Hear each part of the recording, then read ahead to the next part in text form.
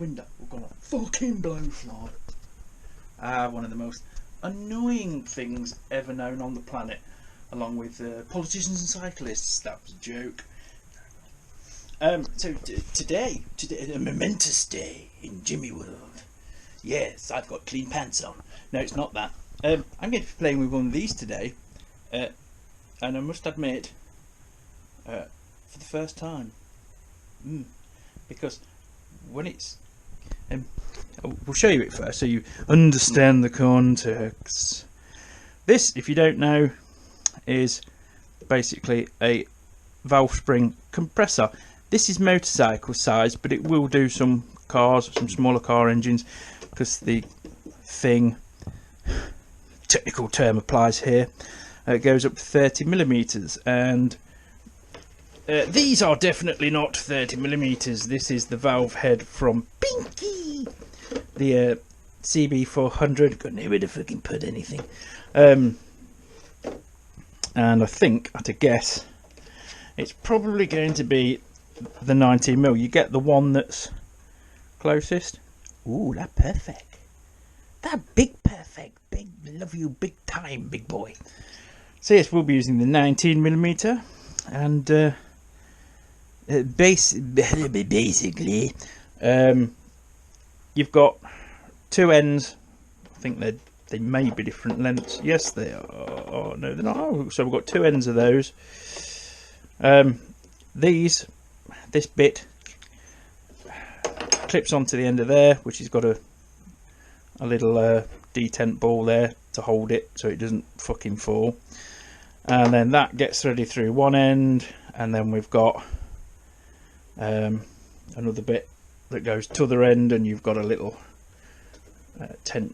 torque bar there, because these little things, even though you can push them down by hand, but they're FT basically, fucking tight. Well, not tight because it's spring tension, so how would you, it's very springy. There you go, another technical term. I'm treating you today. And this has also got a shorter one as well, because obviously height of heads, etc, etc. This is a small head, so I'm guessing we'll have to use the two long ones. This one goes up from the bottom, and basically sits on the inside of the valve, in the middle of the valve, and that holds the valve from moving. Because the idea is this little fella gets pressed down onto there, and it reveals, basically this is the retainer, and the retainer is held in place by two tiny little collets there. You can see the split in them, and basically there's a groove machined in the valve stem, and these collets, they sit in that groove when they're positioned correctly. If they don't, you soon know about it, because the fucking whole lot goes ping, never to be seen again.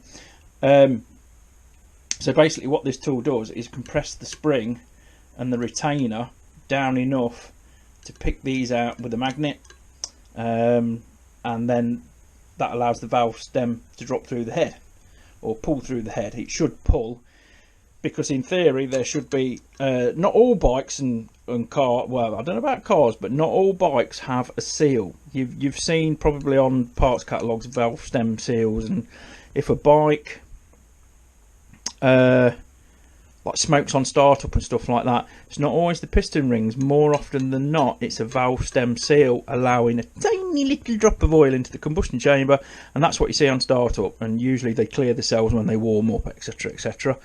So when your mechanic tells you need valve stem oil seals, this is what he's got to go through. He's got to take the head off, split all the valves, and then replace the seals. The seals themselves are inexpensive. A full set for this is only about 30 quid.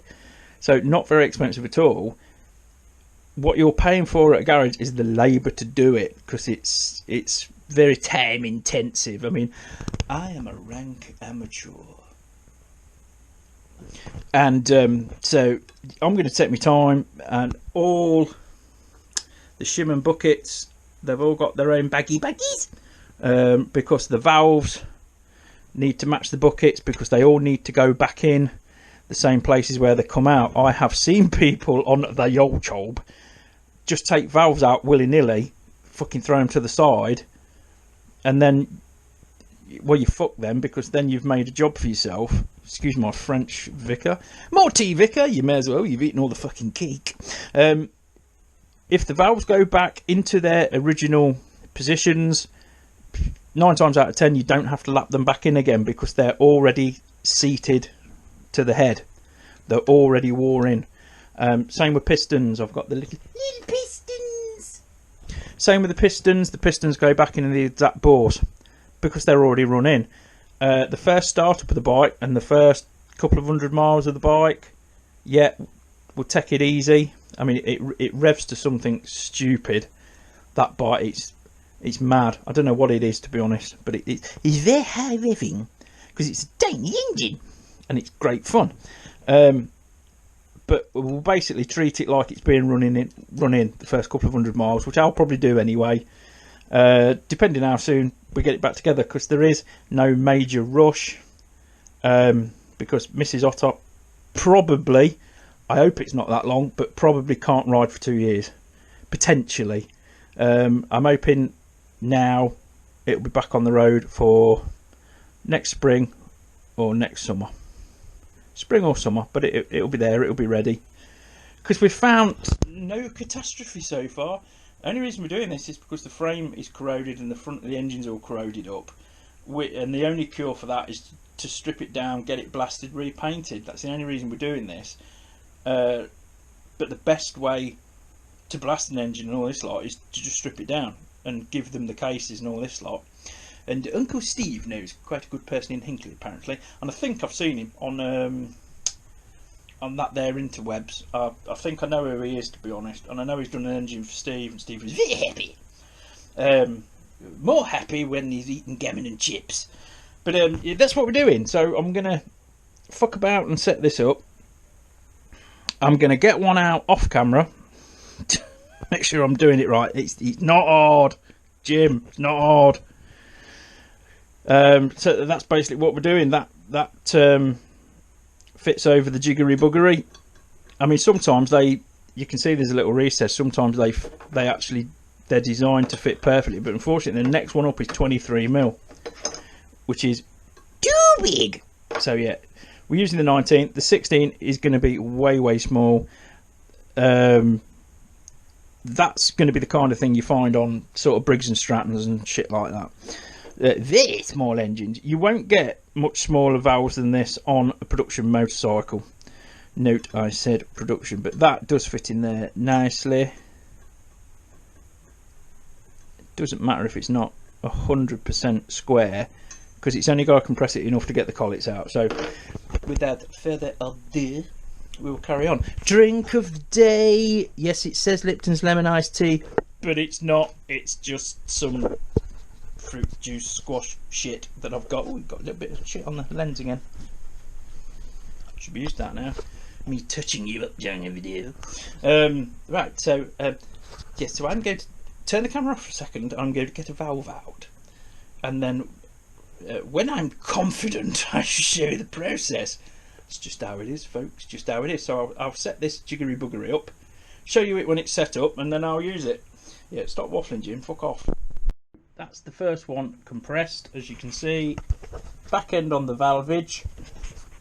That was probably a shit shot because there's no view screen on these little GoPros, and that's compressed it enough to get these little collets out now. Hopefully, with the magnet of much love. So let's see if we can. It's down enough. Of course, everything's fucking there. You can also. It's got to go down a little bit more. Hang on. Hopefully, you can see.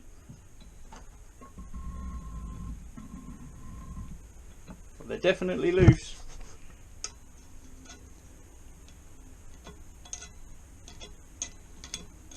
There we go. There's one.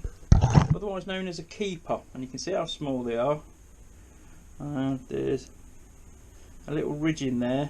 Focus, you fuck. That sits in the ridge of the valve, basically. So that's one.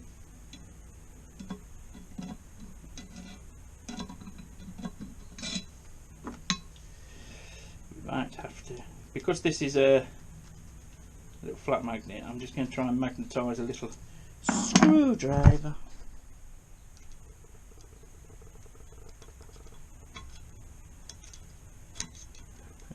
Go. Sometimes you need to just wiggle them around a bit.